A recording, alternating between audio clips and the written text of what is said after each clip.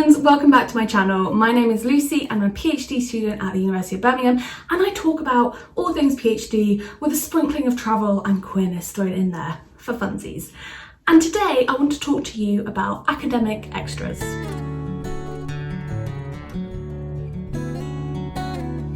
Now the video today is mainly targeted at people who do a PhD because they want or because they are thinking about going into academia. Wanting to get a job at a university as a postdoc, as a lecturer, as in the wildest dreams of dreams, a professor someday. Then these are the kind of things that you might already now you started your PhD, be realising people sort of expect you to do. I'm going to caveat that by saying we are only human. You can only do what you can do. Do not stress yourself out about these things. I don't do all of these things. Some of them you will do more in certain years. Some of them you might not be able to do at the moment because of the crazy world we live in right now.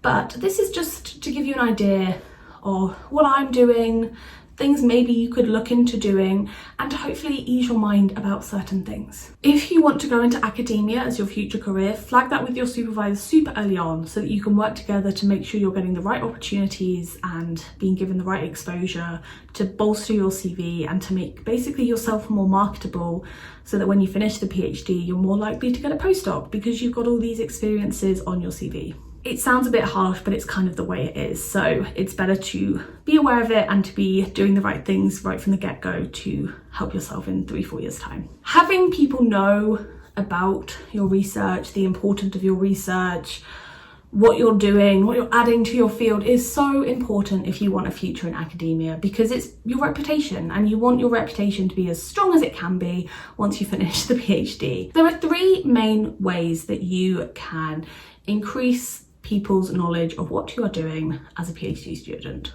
1, writing articles that hopefully get published. 2, attending conferences either for networking or as a speaker. And 3, attending networks or being part of networks. And I'm going to explain all of these. Now the writing article one is fairly obvious. Throughout your PhD, you will probably come across journals that are more relevant to your subject than others. Big ones for me is the Journal of Popular Romance Studies, the Gender Studies Journal. There's a bunch of queer journals that I'm reading, and it would be amazing if I could get some of my work into one of those journals, because then other people will read it that are relevant to my field, my name gets out there. It's also just a good habit to get into, because if you want to go into academia, you're going to spend a lot of time writing about your research and your continued research, and journals are a big part of that. What I will say is, do not pressurize yourself to write journal articles in your first year. It is something I've only just started thinking about at the end of my first year, really starting my second year. Also, be aware that writing a journal article is a big commitment. This is not something you can cavalierly just whip off in like a week. They are often between 8,000 and 10,000 words. They need to be very tightly written. They need to be well researched. They need to be relevant to your PhD, and they will take up a considerable amount of your time that you therefore won't have to spend on your thesis. Now they are important, but I would say before you commit to writing a journal article, maybe with someone else, or before you send in an abstract and then commit to completing that, think whether you actually have the time. Think, how much is this actually going to add to your academic CV? For example, don't commit to writing an article, especially one that's going to be about 10,000 words, on a topic that ideally you don't want to get known for. It wouldn't make that much sense for me to write an article on science fiction. Even if I'm super passionate about it, like I love dinosaurs, I don't want to get known as a dinosaur person academically. So it doesn't make sense for me to commit a lot of my time and energy into writing an article on a subject that frankly doesn't add much to my academic CV. Articles are really good. They are a great way to get your research out there. They're a great way to get known in your area of expertise, but think about them. Think about how much time you have. Think about how relevant they are. And ultimately, don't stress if you don't write that many, especially in your first few years. These are more some things you're going to write in your second year, third year. As someone who's gone through the university system, you are aware that academic conferences are a huge thing. They're a big deal. They happen a lot. Attending conferences is great, particularly in the pre-COVID age. It was a great way to meet other researchers. It's a great way hearing about new research that is happening in your area. That is a very different though perspective from attending a conference as a speaker. Now, to attend a conference as a speaker, I would say this isn't something you need to worry about until your second year, quite frankly, because in your first year, you have other priorities. But starting in your second year, it is worth keeping an eye out for conferences that are happening and that are relevant in your field, and just seeing if there are any that work for your timings, that have kind of topics being proposed, or if they're looking for topics that are relevant to your research. I have quite a niche field of study, so actually there isn't a huge number of conferences that I can apply to that are relevant. I would say it's more important to attend a few conferences that are super relevant to your research than attending all the conferences going but not really getting much out of them. Don't necessarily stress about attending conferences if you aren't speaking at them unless they are free, because you can spend a lot of money. And there's definitely a sort of scammy, catfishy side to academic conferences where they will charge a lot of money for people to attend, and actually you don't get that much out of them. And if they're not associated with a university, the value of them is questionable. Run it by someone you trust within the same field as you to be like, hey, I've heard about this conference. Do you know anything about it? Do you know anything about the people attending? Is it worthwhile, basically? And if they've never heard of it, or the speaker's going, or if they don't think it's worthwhile, it probably isn't. Now, the final thing you can kind of attend to get your research out there and to start sort of spreading awareness of what you're doing within your field is networks. Most networks are attached to a particular university. At Oxford, you have the Queer Studies Network. At Birmingham, you have loads of networks. They're called research centres. You've got the 19th century, you've got digital environments, you've got digital humanities. They're a really good way of connecting with other people who are doing similar topics to you, because obviously a network is quite broad. So, Queer Studies Network, that will cover such a range of things. So networks are a great way of meeting people slightly outside your niche field, but still connected to your research in some way. I think they're also a really good thing to get involved with from a more behind the scenes perspective, especially if you can get involved with planning events and reaching out to other people and organising things, because that is another great way to network. It is also a really good skill for you to learn as a PhD student. What I would say again, as I've said with the articles and with conferences, is think about how much time you have, especially if you're like me and you have 2 part-time jobs. You really want to be careful with where you expend your energy. And I would say don't get heavily involved with networks that aren't relevant to your study, or there's no harm in joining networks but then not attending any of the events. These are good ways to kind of keep your ear to the ground to see what people in your wider field are studying. Now I want to talk about the things you can get involved with at your university that will help you build up key skills, that will help you network within your university, but maybe won't spread the knowledge of your research beyond your university.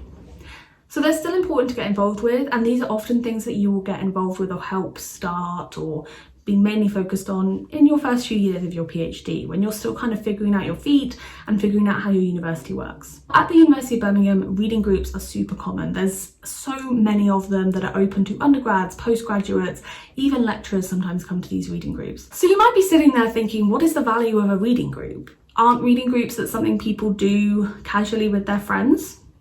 And to an extent, yes, they are. A reading group is a more informal group to get together around a particular academic subject. It could be romance, it could be the Gothic, it could be Victorian studies, it could be dystopian literature. There are any number of reasons you could set up a reading group, but they are a great way of introducing people to your academic field.